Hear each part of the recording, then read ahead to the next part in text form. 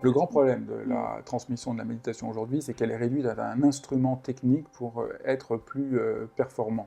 C'est très abstrait, ou pour gérer son stress. C'est très abstrait, et ça empêche complètement de comprendre ce qui se joue dans la pratique de la méditation. Du reste, dire à quelqu'un qui va gérer son stress, c'est sans doute la meilleure manière de le rendre encore plus nerveux. Ouais. Moi, si on me dit calme-toi quand je suis énervé, ça me rend encore plus nerveux.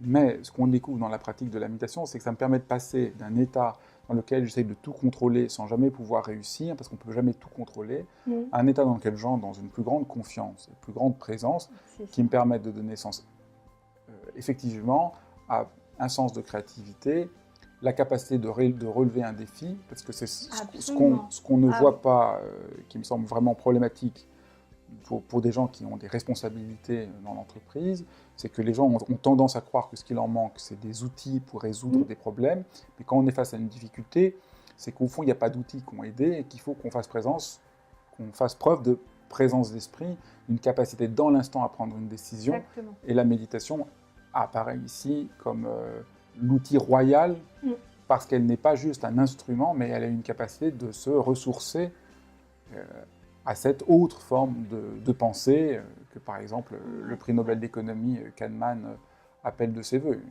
Une pensée qui ne soit pas la pensée uniquement instrumentalisée à court terme, qui court après une efficacité, mais qui du coup manque de recul, de créativité, de liberté, de capacité d'innovation, de capacité de prendre du recul, d'inventer de nouveaux chemins, de se remettre en question, d'être à l'écoute, d'être empathique. Et donc c'est tout cet autre mode de pensée que la méditation nous aide à cultiver. Et or, aujourd'hui, on fait tous les preuves que nous sommes en train d'aller mal, d'avoir négligé ce mode de présence à soi, aux autres et au monde.